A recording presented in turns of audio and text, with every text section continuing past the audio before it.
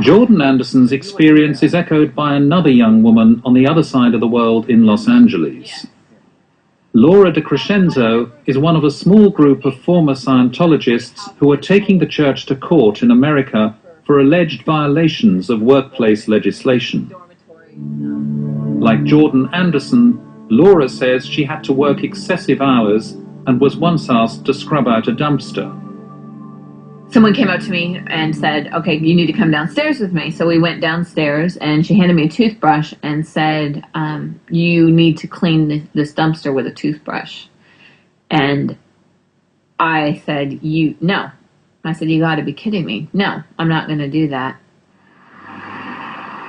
Laura DeCrescenzo has backed her allegations with sworn statements, and other former Scientologists have as well. The church accuses the American litigants of lacking credibility and having ulterior motives. You're taking the church to court. Why are you doing that? My lawsuit covers human trafficking, labor law violations, and forced abortions. And there's many reasons. I mean, obviously, I came to realize that if no one ever has the strength to stand up and say the truth of what went on, then it will only continue and get worse. My court case in the United States is basically alleging that they should be paying minimum wage. That's pretty much it. That there's human trafficking going on, which is basically holding people to work for a wage that's less than what they should be being paid, and not allowing them to just leave if they want to leave. One issue in the courts will be the fact that the church doesn't pay its staff in the Sea Org a minimum wage. It argues that members of the Sea Org are not employees, but volunteers who don't expect to be paid. We do so out of our own religious conviction and our desire to work for and be part of and contribute to our religion and its activities. And as such, we don't expect a wage, and we don't do it for a wage. However, Mark Headley says he signed a contract of employment similar to this one when he joined the Sea Org and was promised a minimum wage. 15 years later, I was paid an average of 38 cents an hour for working over 100 hours a week, every single week of every year for 15 years. In 15 years, I made a total of $29,000 for 100 hours a week, every week. When Mark and Claire met, they were posted to one of the church's most secure Sea Org facilities at Hemet, 2 hours' drive outside Los Angeles. The facility is surrounded by high fences topped with razor wire. What did the church tell you about people who wanted to leave? That people in the Sea organization have foregone the right to leave, and that was reiterated on many different instances. I mean, honestly, I've reflected since leaving, and the only thing that even comes close for me in terms of living conditions and everything else is prison. Just is. Claire Headley joined the Sea Org age 16 and worked for the Religious Technology Center, earning as little as $23 a week. How hard was it doing that job? Words don't describe it. I mean, there was 2 to 3 year periods where if I slept at all, it was in an office chair or on a floor or 2 hours in a bed. I very, very rarely saw Mark. Claire Headley says excessive hours and little pay weren't the only form of abuse she and other women were subjected to. She says she was coerced by senior staff into having 2 abortions. The church denies these allegations. I will always have that emotional scar and wounds. It's a horrifying form of abuse that goes on very prevalently in the Sea organization.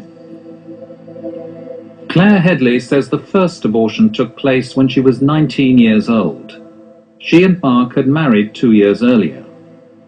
I had not been paid in months, and I'd used birth control before, but I could not afford it.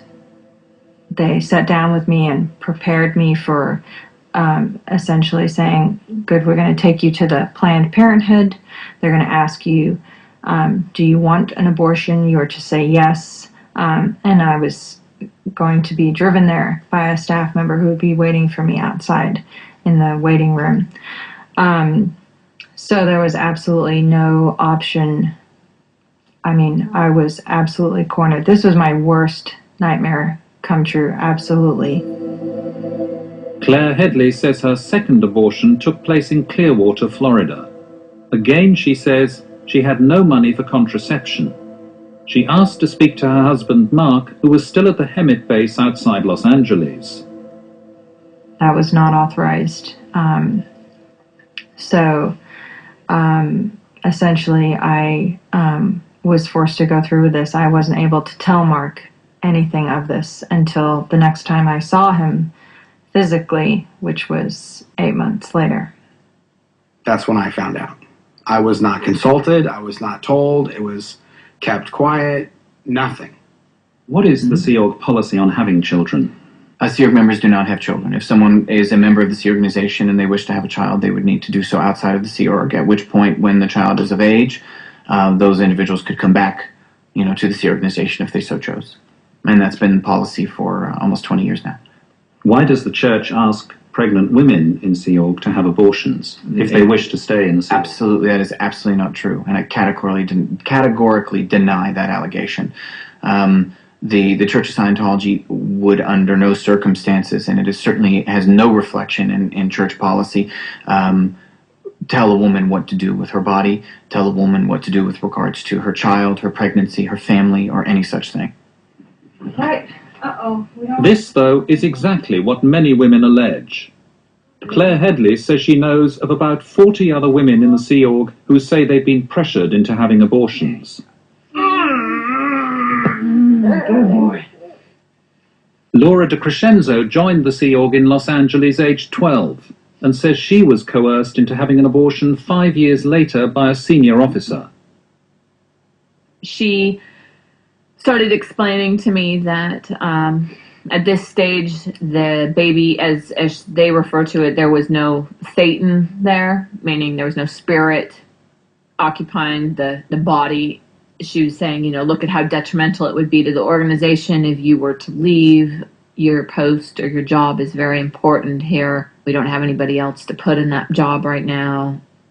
Just the continual pounding, I ended up conceding and doing the abortion. You have 2 beautiful little boys. I do. Do you ever look at them and think what might have been? Of course. In Australia, when Liz Anderson was in the Sea Org and thought she might be pregnant, she too told a senior officer. She said, well, you just can't be pregnant, because at that stage the new policy had come in that you can't have children in the Sea Org. I was not pregnant, it turned out, but my decision would have been to keep the child. But what did she advise you to do? I'd have to have an abortion. If there was a Sea Org staffer or a number of staffers who had advised women to have abortions, that's something you would utterly condemn. Yeah, absolutely. But there's another disturbing aspect to life in the Sea Org. When members of the organization transgress, they risk being sent to the RPF, the Rehabilitation Project Force.